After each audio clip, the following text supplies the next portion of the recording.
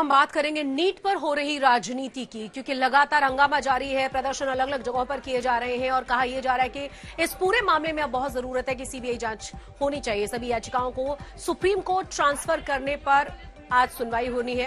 और आपको ये भी बता दें कि बहुत ही ज्यादा महत्वपूर्ण ये माना जा रहा है, क्योंकि सुप्रीम कोर्ट की तरफ से क्या डिसीजन लिया जाएगा।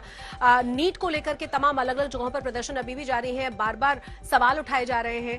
साथ ही आपको ये भी बता दें कि एनटीए की अर्जी पर अब 8 जुलाई को सुनवाई होनी है। उम्मीद अब ये की जा रही है कि 8 जुलाई को शायद कुछ रास्ता साफ हो पाएगा।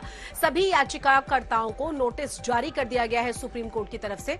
सुप्रीम कोर्ट में आज क्या क्या हुआ है, जिस पर सभी की निगाहें लगी हुई थी, वो हम आपको दिखा रहे हैं। साथ ही सुप्रीम कोर्ट ने एनटीए और केंद्र से 2 हफ्ते के भीतर इस पूरे मामले में जवाब मांगा है। 2 हफ्ते में जवाब दाखिल करना होगा।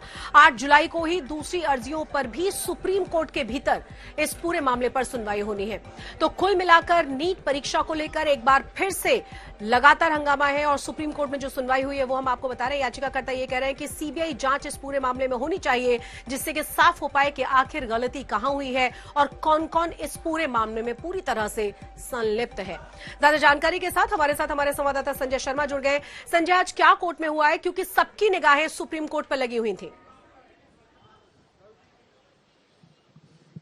बस इसीलिए मैं बताना चाहूंगा कि सुप्रीम कोर्ट में आज सुनवाई के दौरान कुछ याचिकाओं पर, यानी एनटीए की याचिकाओं पर जो ट्रांसफर पिटीशन है उसमें याचिकाकर्ताओं को नोटिस हुआ है, और याचिकाकर्ताओं की जो याचिका है यानी पिटिशनर्स की जो याचिका है उनमें जो एस्पिरेंट्स भी हैं उसमें और कई तरह के लोग हैं, उनकी याचिकाओं पर एनटीए और भारत सरकार को नोटिस जारी हुआ है। और उनसे पूछा गया है कि इन याचिकाओं में जो सवाल उठाए गए हैं, जो याचना की गई है, मांग की गई है, उस पर आपका क्या रुख है वो आप बताएं। तो याचिकाकर्ता ये बताएंगे कि ट्रांसफर पिटीशन को ट्रांसफर कर दिया जाए, सुप्रीम कोर्ट ही एक साथ सुनवाई करे जिसमें उनको शायद कोई आपत्ति नहीं होगी। और दूसरी ओर जो प्राइवेट पिटिशनर्स हैं उन्होंने एनटीए और सरकार के पर सवाल उठाए हैं, जिस पर इन दोनों से जवाब मांगा गया है।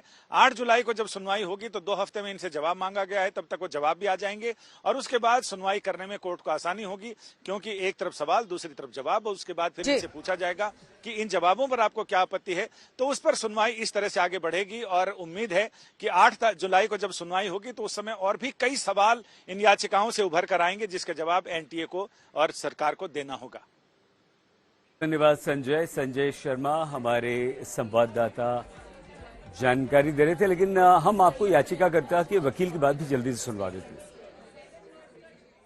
अमरनाथ जी, आज आपकी याचिका, आपके सहित 5 याचिकाएं थी, तो उन याचिकाओं पर सुप्रीम कोर्ट ने 8 तारीख लगा दी है। इसका आगे क्या असर रहेगा? देखिए, हमारी आज स्पेसिफिकली प्रेयर ये थी, इवन मैंने कोर्ट में आज आर्ग्यू किया कि जो भी पब्लिक डोमेन में ग्रेस मार्क्स दिए हैं वो नहीं है, और मैंने रिक्वेस्ट किया कोर्ट को कि डायरेक्शंस दी जाए एनटीए को जब भी रिजल्ट के, या एटलीस्ट ये पता होना चाहिए, इवन अगर एनटीए कह रही है कि 1563 कैंडिडेट्स को ग्रेस मार्क्स दिए गए, लेकिन आज तक कोई भी ऐसा रिकॉर्ड पब्लिक डोमेन में नहीं है कि किस स्टूडेंट को कितने मार्क्स दिए गए। तो इस सारी इरेगुलरिटीज के साथ साथ हमने कोर्ट को यह भी बताया कि एफआईआर हुई है पटना में, और एविडेंसेस हैं, जिन एविडेंसेस के अंदर एग्जाम होने से पहले पेपर लीक हुआ है, एफआईआर से इन्वेस्टिगेशन चल रही है, सारा एग्जामिनेशन प्रोसेस ऐसा लगता है वीसीएस है।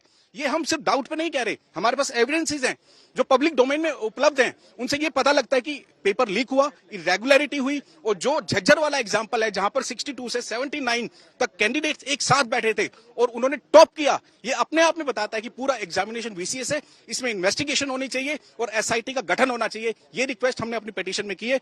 सबको इंसाफ मिलना चाहिए। इवन जो मेरे जो पिटिशनर है, क्लाइंट्स हैं आर्यन त्यागी, उनके 643 मार्क्स हैं, लेकिन उनकी जो रैंक है आज वही 38,000 के लगभग है। ये बच्चा है आर्यन त्यागी, इसने 2 साल तक लगातार मेहनत की है और पूरे फोकस के साथ इसने मेहनत की है। 643 मार्क्स आने के बाद भी इसकी जो रैंकिंग है आज 38,000 के आसपास है, जो कि रैंक अपने आप में बताता है कि जो इरेगुलरिटीज हुई हैं, इलीगैलिटीज हुई हैं, और पेपर लीक वाली जो मटेरियल हमने कोर्ट के सामने दिया है, उसके ऊपर हम कोर्ट से रिक्वेस्ट करेंगे, जो क्योंकि सारी पिटीशंस को 8 जुलाई के लिए इन्होंने टैग कर दिया है और 8 जुलाई को इसके ऊपर फर्दर बहस होनी है। जो भी रिप्लाई होगा हम फाइल करेंगे और आर्ग्यू करेंगे।